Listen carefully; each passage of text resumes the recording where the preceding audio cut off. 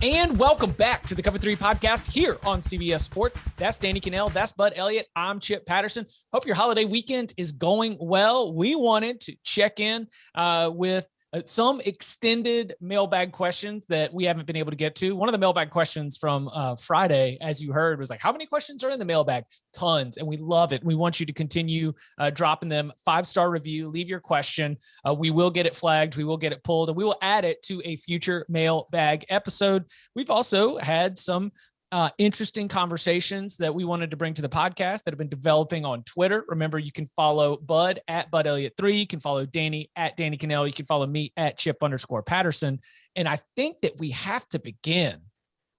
We have to begin with Reggie Bush.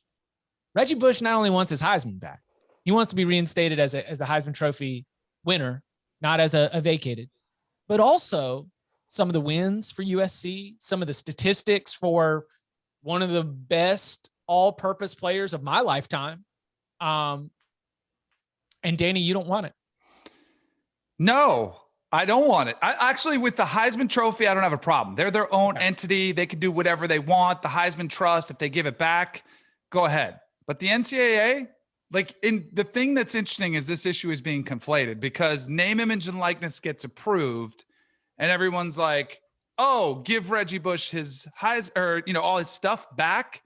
None of his things were name, image, and likeness related. They were still they were impermissible benefits, which still, if he did it today, would still be illegal. So they still would have been punishable. And yet we're like, so what? Let's give him it back. So what if he broke the rules? So what if it gave him an absolute advantage to be playing on a team that had been buying players for who knows how long?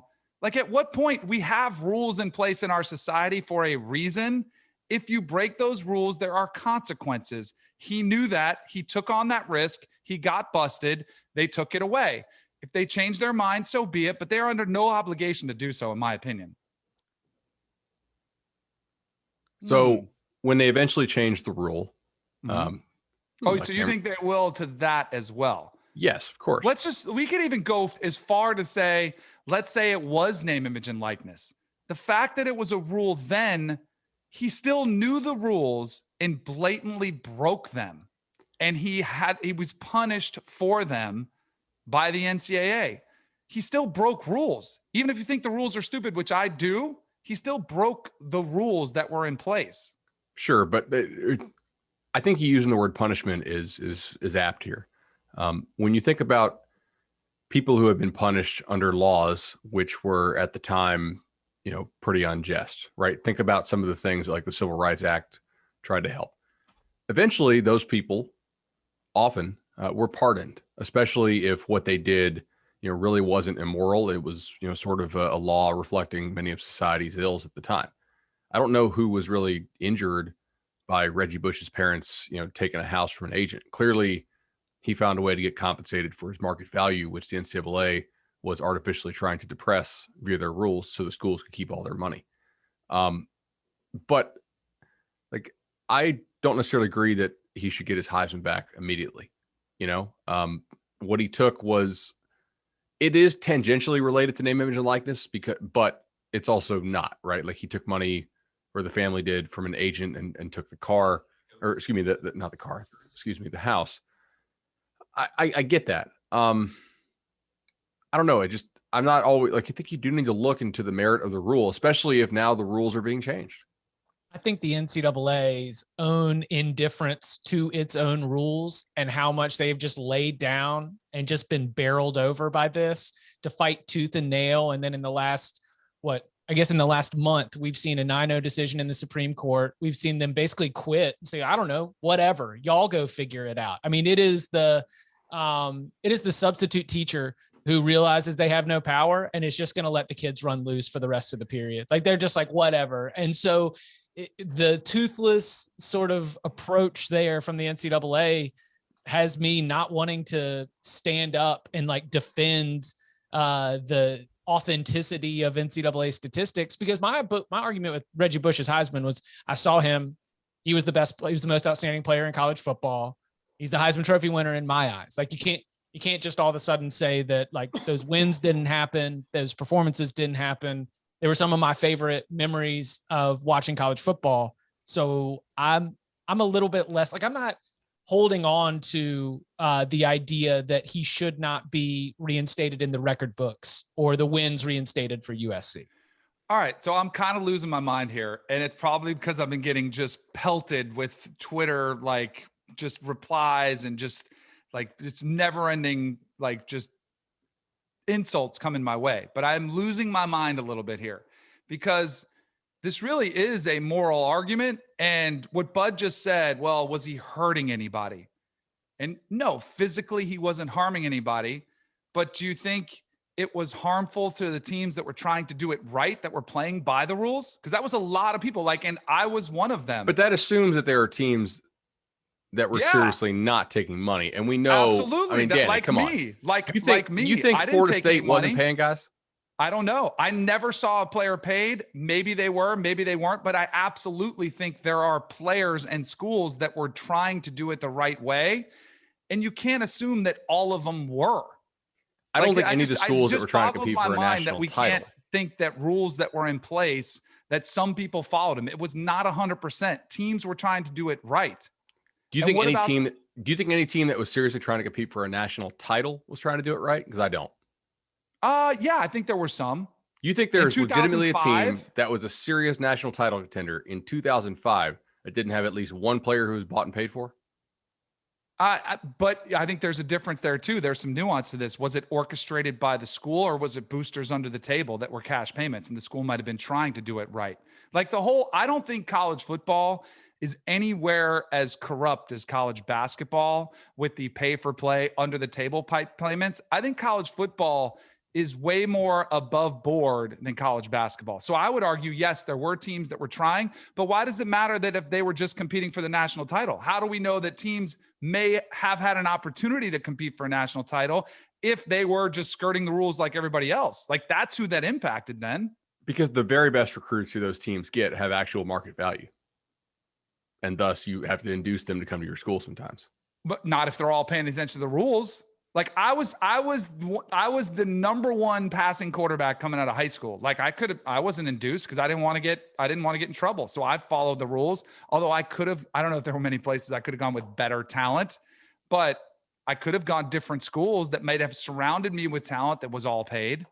Is the Reggie Bush case the one that's driving you crazy? Like, no, it's all. So like when Jay Billis says, everyone who was breaking the rules, like he called out the Fab Five, others who have had titles stripped, all of this, it just should all be forgotten. I take issue with that because in all of those circumstances, there were people that were paying attention to the rules and trying to follow them. To what extent, to what percentage, we probably will never know. But at some point, rules are in place for a reason to be followed. And if you don't, there are consequences to them. So you have to deal with it. Okay. Even if the rule is stupid, which we all can agree, there are still rules. So for the Reggie Bush case specifically, and I am asking a question, I remember it being more agent related than university related. Yeah. Right? Yes, there was a house set up by an agent who actually had to sue because he didn't pay him back like the $300,000 they let him borrow. There was like a deal in place there. Yes. But because all of this, it doesn't even matter to me if it was by the school or not. It's just the fact that maybe it was there were several players that were cheating. They clearly were. Because if you're talking about some places are trying to do it right, why, that is you're suggesting the competitive advantage is worth the punishment, right? The competitive advantage that is established. And I don't think that modern college football programs I don't think it's possible for them to be able to totally limit the kind of contact that's happening between agents and players with NFL potential. And if gifts are given, and with impermissible benefits provided, like there are not enough people within a college football office to be able to be aware of all of those things. Which is where we are now, which is why they're just saying, well, forget it. We'll just won't even try to enforce it. We're going to open this up so that we can have all these types of things, which is fine. That's great. Moving forward, there won't be any repercussions for it. But at some point, what's the next rule that's going to be broken? Like if you cheat on, I'm trying to think of a good analogy because there are some out there, but there has to be consequences out there to rules or else we're living in a lawless society. And you can disagree with the rules as much as you may like, but he got busted. Like he said, I didn't cheat the game. And I would argue he did. Not on the field, but like, what if the Astros, let's say baseball changed their rules and they were like, you know what? We're just going to let everybody electronics, go ahead and do what you want. You think the Astros should be given their title back? You think all those punishments should be deleted? Well, they didn't lose their title. Did they not lose their title? No, they didn't. Does it have an asterisk? Nothing? No asterisk, no nothing. And the reason is because baseball knows everybody was kind of doing fired, right? Oh yeah. Look, people lost their jobs. Yeah, people lost their jobs for sure. But that was the extent of like the fall. I don't recognize the Astros title. Damn it. But for instance, like for the GM, what the heck was his name? Well, he's kind of an idiot. He's a tough person to defend because Jeff Luhnow beyond just that scandal. But like if they changed it, like there's still a blemish on that title because they were clearly cheating, even though you might be someone who says, you know what, they should be allowed to use electronics to steal signs. The other thing, as far as like acquiring the talent, and is there actually any reason to believe that USC with the Bush thing, that really wasn't an inducement to come to school? Like an agent didn't set up Reggie with the house to go to USC. It was after he was already there. So I have a little bit of a hard time believing that USC was more talented because Reggie Bush, his parents got a house as a sophomore, unless there's actual proof, which I've not seen, that says, hey, like if you come to USC, we'll have an agent hook you up with a house, right? So like I get the idea that maybe it could have helped guys not transfer out, if they're being taken care of. Although I definitely don't think the agent was dropping houses on everybody. At least that's not what the evidence shows. I get your point, Danny. Like I do. And I think that I don't know that it's that big of a competitive advantage if an agent is doing it like Reggie did. And I think also if you look at the people who were on that committee, like Paul D, who's I believe now deceased, right? The former Miami guy. There's a lot of people who work in NCAA or especially in compliance will tell you that was just the punishments that got handed down to USC were draconian and not at all in line with what other people who had done similar things got. There was very little link to actually USC doing this. And it was all like, okay, you had a player take money from an agent. Like Bobby Bowden wasn't doing the Foot Locker thing. You know what I mean? No. It's a third party hooking them up after hours. You can't possibly be, which by the way, that's a total name, image, and likeness thing nowadays. Here, say you love Foot Locker, get some shoes, right? Like there's nothing, super immoral about that, except technically if Foot Locker wasn't in on it, then, I guess that's stealing. But I do think the USC punishment, even with the rules that were in place, was pretty unjust and not in line with what other programs got at the time if they did similar things. So I know it's not a lawless society thing. Like I want to be able to give you I understand what you're saying in terms of like, we can't like societally, we can't just all of a sudden throw everything out the window. I understand where you're coming from there. I like Bud was saying, I'm falling short on the Reggie Bush case specifically being like a competitive advantage situation. Agree to disagree. We could let us know in the comments on Apple Podcasts. Yes, exactly. But still leave 5 stars. You can shred me if you want. Just leave 5 stars in there on the comments. So here's the other thing that's kind of irritated me. Then it becomes like the cool kids thing to do to like say, give Reggie back his Heisman. It's very trendy to say that. And Reggie said he reached out to the Heisman Trust. All these former Heisman Trophy winners, Desmond Howard, Matt Leinart, Johnny Manziel, these guys who are like, yeah, give him back his Heisman. All it would take for them is to say, I'm going to disassociate myself with the Heisman Trust until Reggie Bush is reinstated and his is given back, and he would get it back within 24 hours. But it's cooler and it's easier to gain clout by saying, give him back his Heisman Trophy, where, I don't know, I think they have way more power than they think they could. I think some of that's also Reggie. I'm trying to think, like, was there? He's a great dude, and that's the thing I don't want. He's on TV all the time. It was USC, Los Angeles. Like he's. Do you think because it's him? I think that adds to it being cool. And he's a great dude. I want to make sure, like, this is not me saying he's a bad person. A lot of people skirted the rules, as we were talking about. A lot of players were taking payment under the table, but you still have to honor the system that was in place at the time, as messed up and as stupid as it was. Do you think on the former Heisman Trophy winners, I feel like there would be some on there who would say that would agree with me. They're like, yep, we hold a high standard, even though OJ still has his, which is kind of messed up. Like that's the hypocrisy in all this. But I would be willing to bet there are a significant number of former Heisman Trophy winners who are probably older. It's probably an age delineation, who are like, no, I don't think so. I don't think we should give it back to him. Or do you think it's all? Because if it's all of them, they could easily get this overturned. I don't think it's all.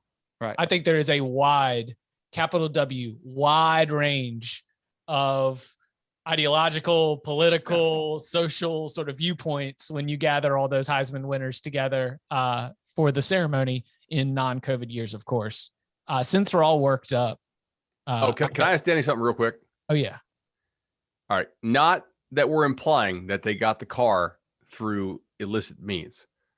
Who on your team stands out in your mind as having like the nicest car that a college kid had? See, this is where statute of limitations is run on this, pretty sure. So this is where, I would tell you anything. This is where I don't think it was as bad when I was there. Now, the basketball program, this always kind of ticked me off. Bob Sura had a really nice ride. Bobby Sura, who never saw a shot that he didn't like, had a really nice ride. Pat what did he have? The coach at the time, I believe he had a red Corvette, which was pretty nice. Like that was pretty sweet. So Marvin Jones was the best defensive player in the country. He was like Marvin Jones, cover of every magazine. He was from Miami, didn't come from a lot. He drove like the biggest beat up hoopty that barely ran, but it like had a system in it that was kind of, you could hear him coming. It was not a nice car. We had a lot of guys that were like that could have been getting paid, and either they were smart enough to say, you know what, I'm going to wait, or they didn't get it while they were following the rules that were in place. Now, the time when the nice cars started rolling in, I would say from memory would have been December, or definitely right after the bowl game, but like December after the regular season was over, they started getting ready for the NFL draft. Then you'd start seeing new rides come in of the players who were leaving. Guys getting that advance on the agent money. The advance from the agent's money. But I was kind of disappointed, to be honest with you. I thought there would have been more, because I would have loved to have seen some of it, more money under the table coming the players' ways. So Danny artificially depressed the market because he was the top quarterback recruit and he didn't take anything. So nobody, so all the boosters were like, well, if we didn't have to grease Cannell, then That's right. Oh man. All right. Gosh. This is a question from Jake. My question is, what are your CFB pet peeves? Obviously, there's some easy ones like the ESPN college football playoff commercials and debates, but what narratives or beliefs in college football absolutely drive you crazy? Bud's biggest pet peeve is probably, quote, stars don't matter. Danny's is probably Tennessee fans bragging about SEC dominance. Would love to listen to y'all's perspectives. Go Vols, Jake. College football pet peeves. 4.5 hour games. No, I don't like the overtime rule because I feel like we play now it's not quite as bad as baseball putting the runner on second, but like, so you play an entire 60-minute game, right? And then if you're like a wide open team or a team that really relies on speed, they're going to tell you, hey, guess what? Doesn't matter. We're just going to put you down here in the red zone where size and banging, and ability to jump matters a little bit more. There's a lot less area to operate. And you basically have a field goal in your back pocket no matter what. I don't like and now it's like, hey, let's go to a 2-point conversion after 2 overtimes. And when we go, I get it, but I think we would show, it'd be more fair to different types of teams that have different varieties of skill and attacking styles if we went and we started at the 40. So you actually probably had to get a first down to get a field goal. And if you wanted to take a deep shot and hit it and actually play with some space down the field, you'd have the chance to do so. Like that's one of mine that I really don't like. By the way, I would agree with the question that my biggest pet peeve is SEC fans jumping on the bandwagon of Alabama or LSU. And almost every time it is a Tennessee, a Kentucky, occasionally get a Vanderbilt fans, but they don't care that much about football anyway. But until now, now that Barton's there. Danny, have you seen the cartoon?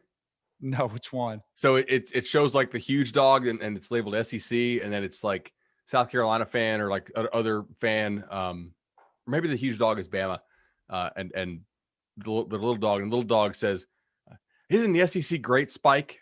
Yeah. They're just like, that is 100% accurate too.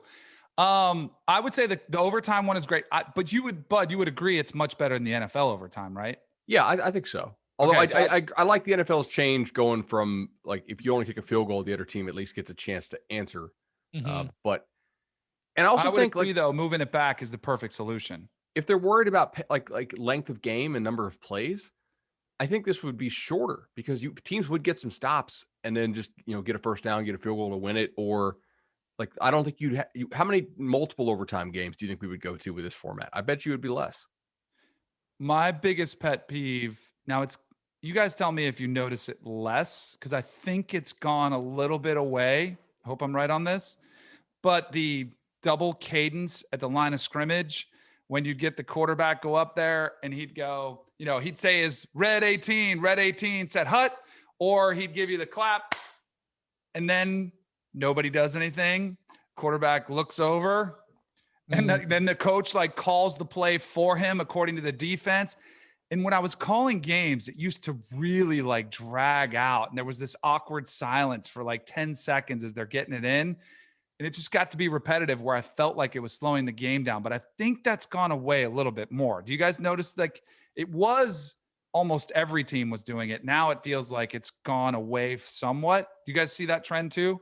I think it's partially because of some of the RPO stuff where like every play has 3 checks in it now. Right. And they actually have to know the checks at the line of scrimmage or they're built into the play themselves. Right. So once the play starts, then they adjust to it. Because that one was for me, but I understood it because it's tough to put that on the quarterbacks. But to me, it was like the ultimate offensive coordinator or head coach, whoever's calling the plays, like power, like this is I don't trust you enough to handle this.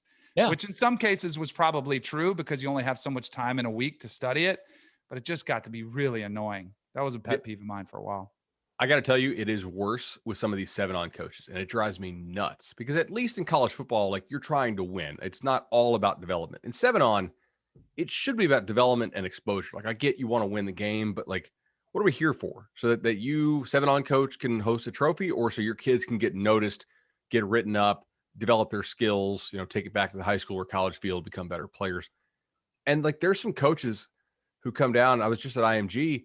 They're literally telling him which route to look out for and tell him when to throw. He's like, all right, glance is coming open right now. Boom. And I'm like, that the quarterback is at that point just a puppet. Like that's crazy.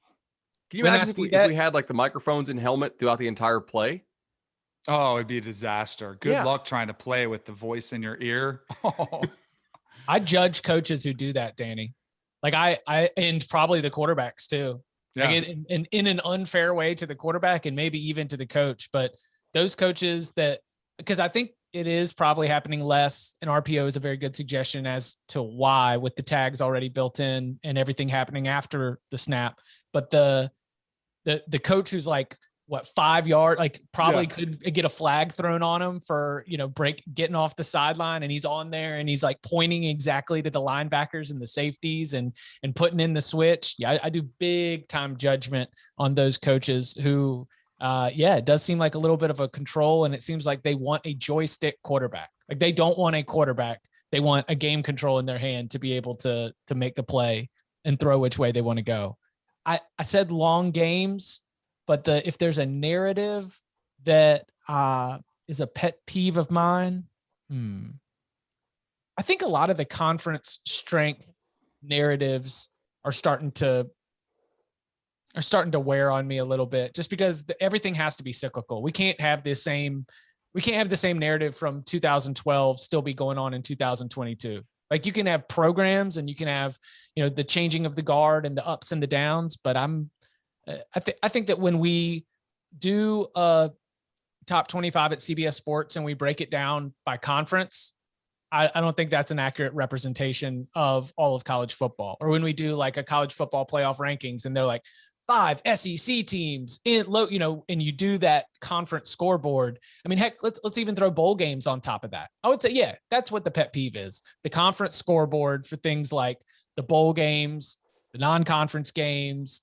and how many teams you have in the top 25, because I don't think it's always representative of the general health or strength of your entire conference. I got one more narrative for you. Again, direct 5-star review. Go ahead and shred the take if you want. And thankfully, although I'm worried this doesn't go away, players are exploited. Like that whole, like the massive exploitation of players, money off the backs of the players for free labor. Yes, there is a percentage, very, very small percentage, who now will not be exploited anymore. We cannot say this anymore because they will be able to make money. But that narrative has, and it always will, and it will continue to go on, drives me nuts. So do you get upset when somebody says the health and safety of college football players is a civil rights issue? Does that make you upset? No, not that. Because I think the health and safety is one area where I do think we could, but the whole, and it's very, they've been underserved. I believe that in general, college football players have been underserved from universities and coaches in comparison to the financial benefit that universities and coaches get. I don't think it's the disparities as bad as people make it out to be. For the average player who's out there, who's not a starting quarterback, who's a backup tight end, I think that player is probably overcompensated for what they bring to the program as far as money and the fame or the bottom line number that comes there. I don't think it's as big. And it's for the non-revenue sports. Like I'll give you one. So I would say a backup tight end who was on full scholarship for, 4 to 5 years, maybe he's not an NFL player. If he is smart with his money, with the stipends that are in place, you could leave with your degree, multiple degrees, if you take advantage of it. You could leave with, I would say on the low side, $20,000 to $25,000 in cash with your stipend. If you were relatively smart with your money, save some of it, didn't spend it, recklessly, I'd say that's a pretty good deal, especially considering the money you would make if you tried to do this elsewhere, like a minor league setup, a minor league atmosphere. Do you know what is the real cash cow? From my experience of being friends with some athletes, it is stacking your per diems on a College World Series trip, where if you keep winning, you continue to get per diems. And most of the meals and if you're smart about it, everything's all there provided. All you can eat. And I remember the text messages when the baseball team was on the way back, all with fat pockets of per diems. Like, yeah, it stinks we didn't win, but we'll be back in town on Tuesday. So you know what's going down. Don't you think though that, like, as much as I want that narrative to go away, I think it's just getting started. Because I don't think the NIL money will be enough. Like, I don't think it's going to be as big as people make it out to be. And I think the next step is they need to share the revenues. With all of the revenues. Yeah, people I think that's weren't the saying next that step. as much when you didn't have programs trying to spend to make it appear like they're not making any money to build $100 million facilities, and then you have $10 and $12 million coaching staffs now, like we have. Like that narrative has grown as the coaching salaries have grown, kind of out of control. And let's be honest, like a lot of these coaches will tell you, oh, if they paid the players, I'll just jump to the NFL. I'm like, good luck. Like, you're in college coaching because you're a good recruiter, not because you're some amazing, scheme guy or technique guy, or you could relate to pros as well. I agree with Danny on this partially, by the way. I think that for probably the bottom half of most of these rosters, college, if you put aside like the potential long-term concussion stuff, which I don't want to get into today, if you put that aside, I think college is actually a pretty good deal for them. I think the violence of the game makes it tough for me to just totally put it aside, but I understand that's fair. The purposes of the discussion, which is why I wanted to focus my point on health and safety. Right. No, Chip, I totally agree with you on that. For like the next, let's say 25% of the roster, it's probably, like they probably should get something. Like they're really contributing to the upper half of the product. They're likely starting, they're bringing in a product which is enough to pay the head coach $6 and $7 million at a lot of schools now, and $1 million coordinators, and pretty much every position coach at one of these title contenders makes $500,000 at least. And then for like the top 5% or so of the roster, it's a terrible deal. Like that, those are the guys who really do get screwed. And those are the guys who will get compensated more through name, image, and likeness. But I agree with Danny that it won't totally stop with image and likeness, because that's sort of making their money on things that are not related to the sport, at least not directly related. And I think there will be a call for them to be compensated by the schools a little bit. And it doesn't necessarily mean that the coaches are going to make less. They're just probably going to get a little bit less percentage of the pie as revenues continue to grow. You know, I don't think we're all of a sudden going to see every head coach making 10 million if you're having to start maybe give, 30,000 to a player or something like that. But for the most part, like, I think college is a pretty good deal. I really do. It's just the top half, and especially like the top 5% of your roster, they're grossly underpaid compared to what their open market value would be. Top 3%. I can't. Hey, listen, I just 3%. can't wait. Hey, do we get Danny to say that any percent of the roster is underpaid? Look at this. I mean, I think that the headline, it's when this hits the feed of all of our listeners, it's just going to say, "Are college athletes exploited?"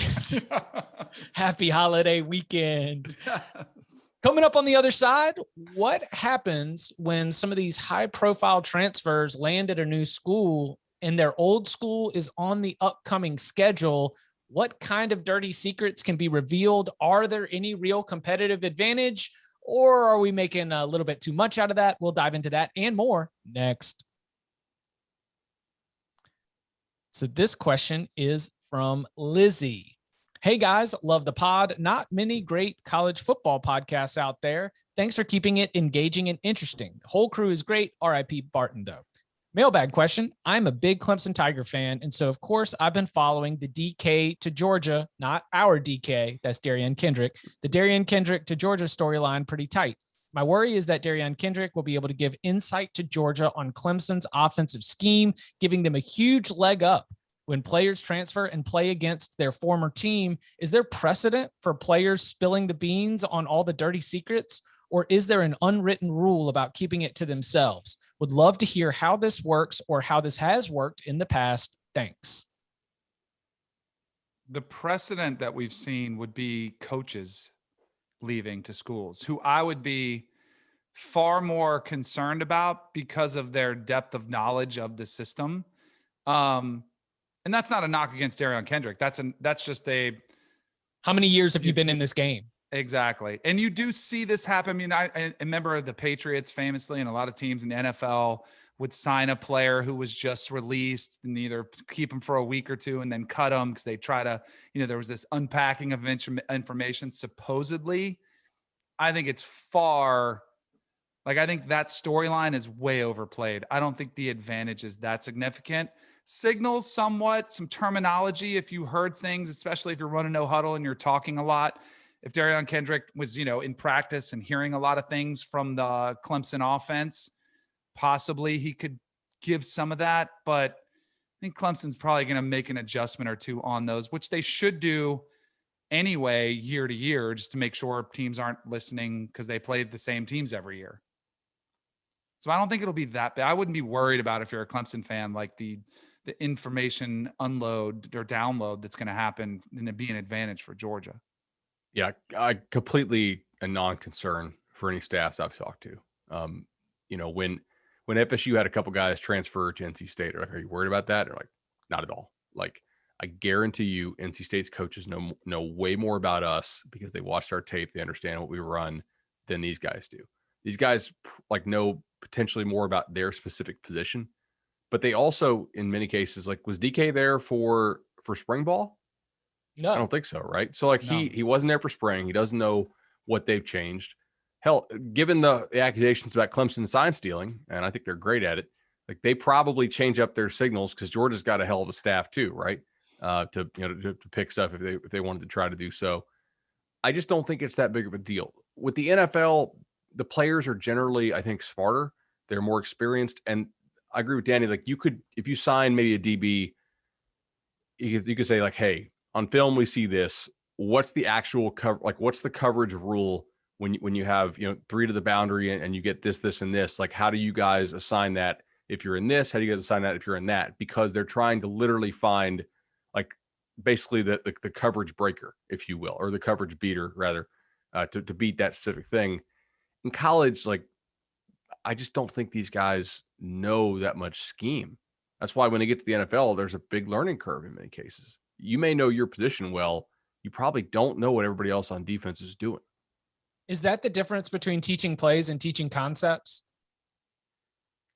Like, I hear coaches talk a lot about, it's like, I don't want you to just know what the play is. I want you to know why we run it. Like, I want you to know why these checks are in, like being able to take it to that next level. Is that what happens? That's pretty advanced stuff. I think that's to me one of the biggest differences in college and the pro is the why. Now, there will be some players who are hungry for information, who are smart players, who are probably going to be playing in the NFL because they're seeking that information. And they have tests. I mean, every team has a test they take before the game. And I think different schools may require you to find different positions and see what other people are doing. But I do think that's a big difference between the college game and NFL. The only thing I could think of for Darian Kendrick, where he would be able to give an advantage or a similar situation like this, it just has to be a very specific personnel thing where he just knows from going against this wide receiver, this one thing that might not be picked up on tape, but has only been picked up over reps. But even then, I don't think that makes, with all of the other factors that we've discussed here, I don't think that's something to be concerned about at all. But he's got to know, at least from practicing against dudes, like it might even be small something. tendencies. It might be something as simple as, hey, you can get in this guy's head. If you talk a little, or you could get a response, you could get a 15-yard unsportsmanlike. If you say certain, if you get after him, he's a hothead, something like that. I'm sure there will be some. If he's a lineman, it's like jab him in the chest right after the snap. It'll, throw him off his game or something like that. Little weaknesses, I guess.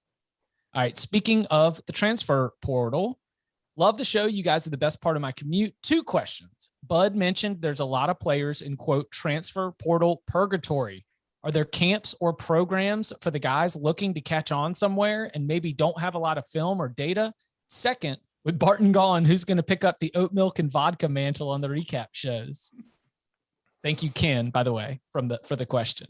Well, Danny doesn't do you don't do the recap shows, right? No, but I'll try the oat milk and vodka. I'll do it in memoriam. I mean, I'll try it. We should get sponsored by somebody. Can you imagine if we just jumped on here and we all had sponsored, sponsorships by like your favorite beer company, or hell, like if Knob Creek wants to sponsor us, or like Chip, are you a bourbon guy? Danny, you a bourbon guy? Give me Casamigos. I'll get a Casamigos endorsement. Yeah, I'm down for that. It'll save us a lot of money too, at least in this household. Yeah, That's cheap. I'll go tequila or whiskey probably before I'm jumping in. I did the oat milk vodka on, I think, New Year's Eve last year or Christmas Eve, like sometime during the holiday. And, was sending Barton a picture like, all right, finally you wore me down. And man, it's heavy, it's a lot of dairy in that, a little bit more than I was used to, but I enjoyed it for the festive occasion. I mean, it's like, it's like eggnog, right? You're going to have it because it's there, but you're not going to be having it every single Saturday from September to December. I don't need that much oat milk vodka in my life. Especially not if you live in Florida. Like there is very rarely a time like I want some eggnog here to go with my 98 degrees. It's like the Anchorman scene when Will Ferrell was drinking milk. All right, so transfer portal purgatory. So the July 1, by the way, the deadline has passed in terms of trying to get into the transfer portal and be eligible for this fall. There are the numbers are insane. And the questions are whether or not there are going to be enough places for all these players. My guess would be no. What are going to be some of the options for some of these guys in transfer portal purgatory? I don't think there's going to be a lot of sympathy for them. Do you? No. Do you, Bud? I just think there's going to be not in general. I don't know if there's going to be, and this is the unfortunate downside of this, movement, this shift in philosophy to free agency. Now, and Bud, correct me if I'm wrong, but isn't half of these are walk-ons or something like that? There's a massive number of these that are entered the portal that are walk-ons. So there are walk-ons on both sides, right? Like they're not really required to report who was a walk-on entering the portal. And I also know just from talking to people behind the scenes, some of these kids who were scholarship players at P5 schools are walking on at other schools as opposed to dropping down to FCS or D2 because they kind of want to save face and not admit that they made a decision that, wait a second, like I'm not as good as I thought I was.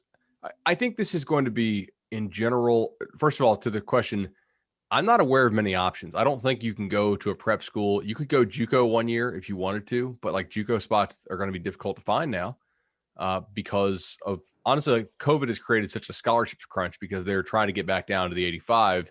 Like they did the right thing on the front end by giving everybody a free year, but they're not following through and doing the right thing on the back end by honoring all those scholarships and allowing you to carry those COVID guys when they get their extra senior year without penalty, which I think they should do, but there's no way a lot of these schools are going to vote do that because then you got to give the scholarships to volleyball and all the other sports that don't make any money for you because of Title IX.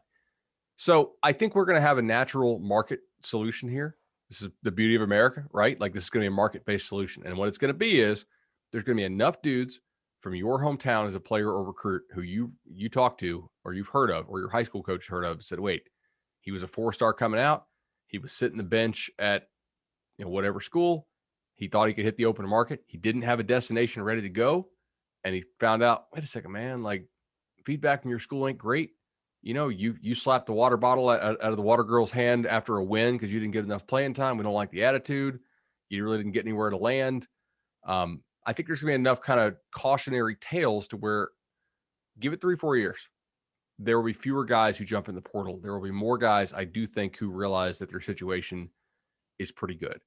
And then there'll still be some who jump, even if they shouldn't, because, like their family really needs the money and their chance of doing something is very much predicated on them somehow making the NFL, and they got to get to somewhere where they can get some playing time. It's hard for me to begrudge them doing that, but I think we'll see a general decrease. Give it 3-4 years. Let this let all the COVID numbers wash through the 85, and I bet you will have fewer players in the portal in the future. It's just going to take a little bit. Are there other options that schools can put together? But I really do appreciate all of the light that you shed on roster management, scholarship counts, things like this. When a player who was scholarship and is going to be a walk-on to save face, are there other financial ways that the school can get them scholarships? Are there other, and not necessarily the old stuff? Yeah, not necessarily the track. Oh, we're going to give you a track scholarship, but you're really here for football. But yeah, more along the lines of grants and aid in ways that if a family, if a player is in the transfer portal because the family needs the money, but they want the best way to make it to the NFL is to still be at a pretty good school.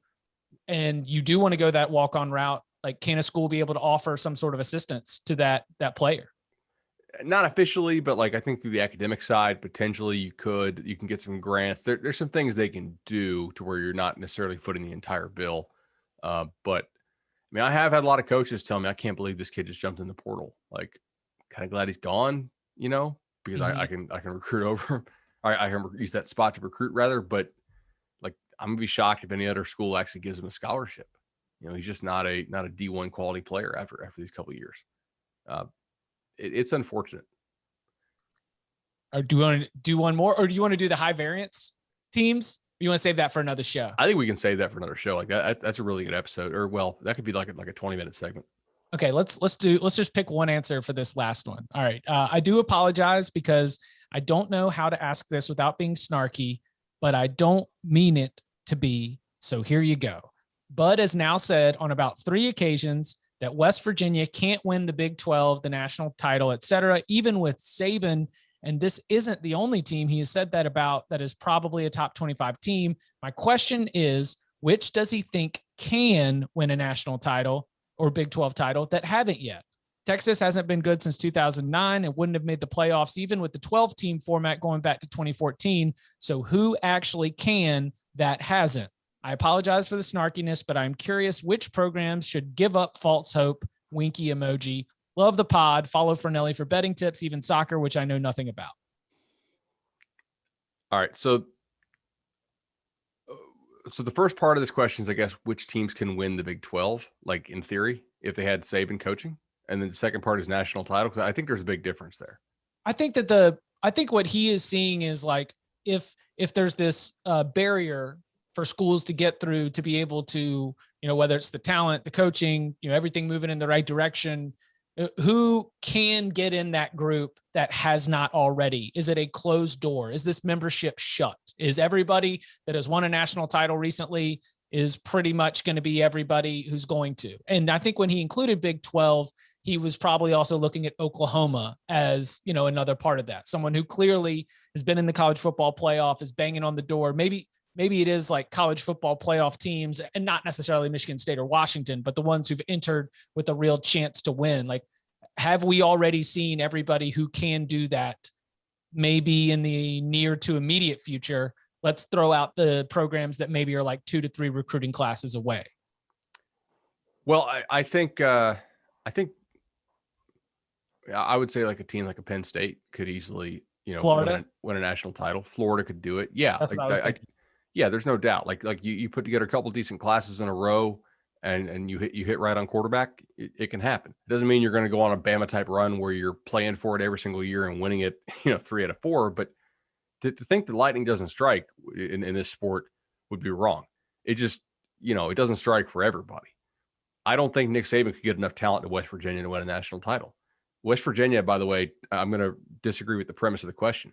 They are not a top 25 program once they had to start competing against the Big 12 competition.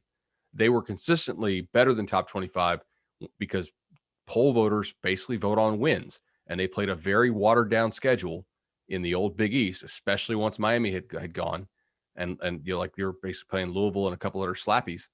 Like they were not, like, they're not that type of program. They can't get that amount of talent there. You could put Urban as OC and Kirby as DC and let Nick be the head coach. They still can't get enough talent to do that. I really don't believe so. You have to have a lot of talent to survive these Power 5 conference schedules and play at that level every week. In the old Big East, you didn't. You could not lose games when you played your D game, or your C game. And if you lost a guy to injury, all right, you'd still pretty much roll.